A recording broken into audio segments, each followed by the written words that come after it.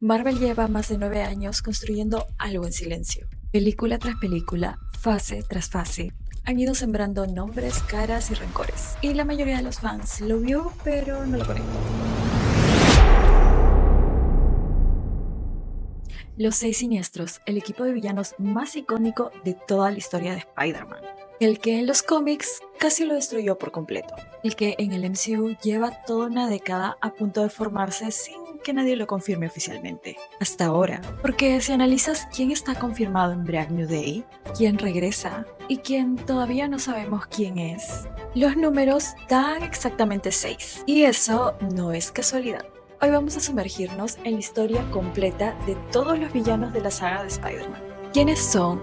¿Qué los hizo tan peligrosos? ¿En qué momento decidieron meterse con Peter Parker? Y cómo cada uno dejó una marca que todavía se siente hoy.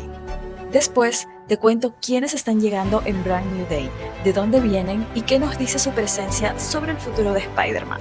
Y al final te presento la teoría que tiene a medio internet enloquecido sobre un personaje misterioso que nadie esperaba, que podría dar la gran sorpresa del año.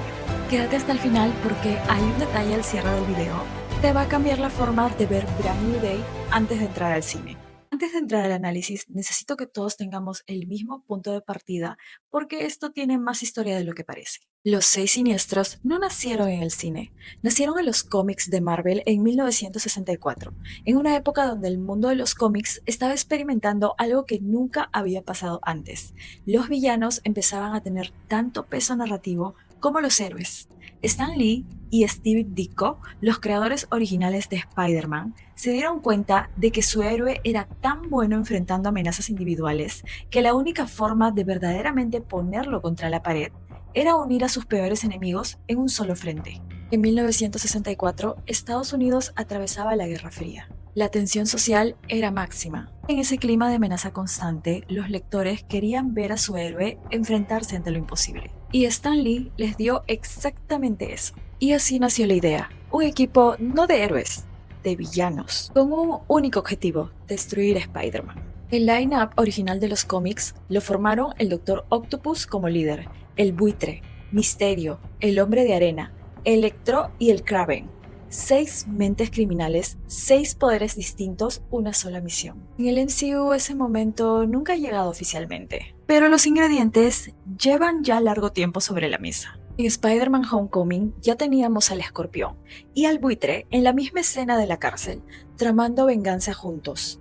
Esa escena no estaba ahí por nostalgia, Marvel estaba sembrando algo.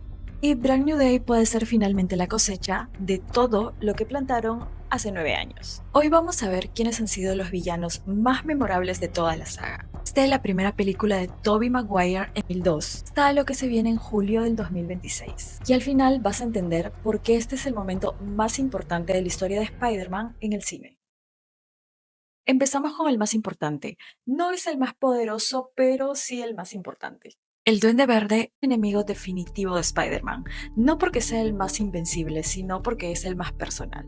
Norman Osborn no es un extraño, es el padre de su mejor amigo, es alguien que Peter admiraba, y cuando se convierte en el Duende Verde, esa traición lo destroza de una forma que ningún otro villano puede replicar. ¿De dónde viene? Norman Osborn era un empresario brillante, fundador de Industrias Osborn, obsesionado con el poder y el control, experimentando con una fórmula de mejora humana que él mismo desarrolló. Sufrió un accidente de laboratorio que potenció su fuerza y velocidad, pero destruyó su estabilidad mental.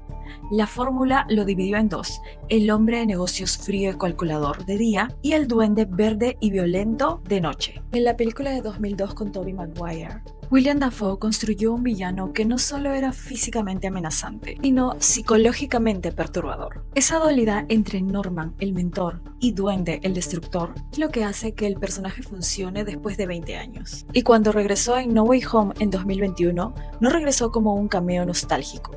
Regresó como el villano más peligroso de los 3 universos. En una película donde tienes a Doctor Octopus, a Electro y al Hombre de Arena, el Duende Verde sigue siendo el que más daño hace. El que mata a la tía May, el que casi quiebra por completo a Peter. Entonces, ¿por qué el Duende Verde sigue siendo el villano más efectivo de Spider-Man? Después de más de 20 años, porque su arma no es la fuerza, es la culpa. Y Peter Parker carga con culpa mejor que cualquier otro superhéroe del MCU. Si el Duende Verde es el enemigo más personal de Spider-Man, el Doctor Octopus es su espejo roto. Octo Octavius nació como un científico brillante, apasionado, que amaba la ciencia por el bien que podía hacer al mundo. Desarrolló 4 brazos mecánicos controlados mentalmente para manipular materiales radioactivos con precisión. Pero, durante un accidente en su laboratorio, una explosión dañó su cerebro y fusionó los brazos a su cuerpo de forma permanente. El accidente no solo lo transformó físicamente, lo destruyó emocionalmente.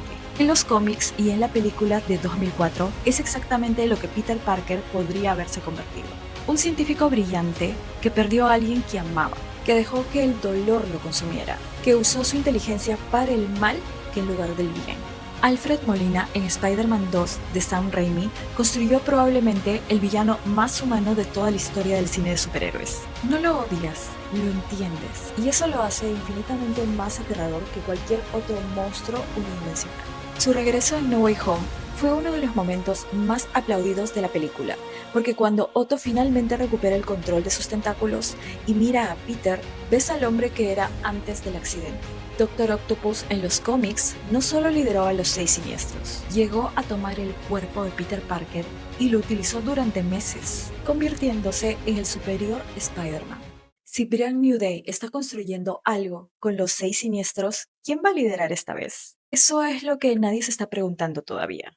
Venom es el caso más interesante de toda la galería de villanos de Spider-Man, porque empezó literalmente como parte de Peter y terminó siendo su propio universo. La historia comienza en el espacio. Durante el evento de Secret Wars en los cómics de 1984, Peter Parker encontró lo que parecía ser una máquina para reparar trajes. Lo que salió de esa máquina no era tela, era un simbionte alienígena, una criatura de vida propia que se fusionó con el cuerpo y le dio un traje negro que potenciaba sus habilidades, pero poco a poco comenzó a influir el comportamiento, haciéndolo más agresivo, más oscuro, más impulsivo. Cuando Peter finalmente descubrió que el traje era un ser vivo que trataba de apoderarse de él para siempre, se deshizo de él. Pero el simbionte no murió, cayó. Sí, y cayó sobre Eddie Brock, un periodista fracasado que culpaba a Spider-Man de haber destruido su carrera.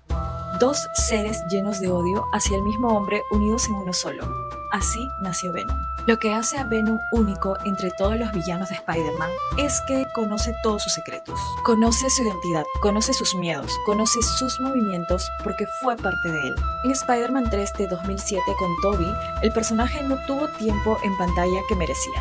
Sony entendió eso y construyó un universo entero con Tom Hardy.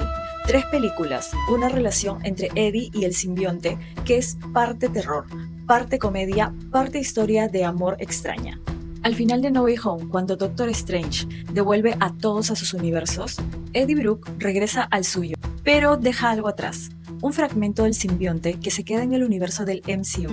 Ese fragmento no apareció por accidente. Marvel sembró algo, y Brand New Day puede ser el momento donde ese hilo se recoge finalmente. Mysterio es el villano más moderno de los 4 clásicos, y también el más relevante para entender el mundo en el que vivimos. Quentin Beck no nació como villano. Era un experto en efectos especiales y artista de ilusiones que trabajó para los estudios de Hollywood y luego para Star Industries. Un hombre brillante que sentía que nunca recibió el reconocimiento que merecía, que veía como otros se llevaban el crédito de su trabajo, que decidió que si el mundo no iba a reconocerlo como héroe, lo iba a hacer de todas formas, aunque tuviera que fabricar la amenaza que luego iba a salvar. Su arma no tiene poderes, es la ilusión, la desinformación, la capacidad de hacer que la gente crea lo que él quiere que crea. En un mundo donde las fake news, la IA y la manipulación mediática son parte de la vida cotidiana, Mysterio es el villano más perturbador de todos porque su metodología es completamente realista. En Spider-Man Far From Home de 2019 con Jake Gyllenhaal y Tom Holland, Beck engañó no solo a Peter, sino al mundo entero. Y antes de morir, aparentemente reveló la identidad de Spider-Man al mundo. Decimos aparentemente porque la muerte de Mysterio genera dudas hasta hoy. Productora Amy Pascal, cuando le preguntaron si Mysterio estaba muerto, respondió simplemente, no lo sabes. Y el director Jon Watts dijo, ¿Es Misterio? ¿Quién sabe? Los 4 villanos clásicos que acabamos de analizar tienen algo en común que casi nadie menciona. Todos atacaron a Spider-Man en su identidad, no solo en su cuerpo. El Duende Verde usó sus afectos, Doctor Octopus usó su admiración, Venom usó su oscuridad, Misterio usó su confianza. Y los villanos de Brand New Day van a hacer exactamente lo mismo, pero a un Peter Parker que ya no tiene nada que proteger porque el mundo lo olvidó. Ahora entramos a lo nuevo, a lo que viene el 31 de julio del 2026. Brand New Day tiene 4 amenazas confirmadas y una incógnita que puede cambiar todo lo que creemos saber.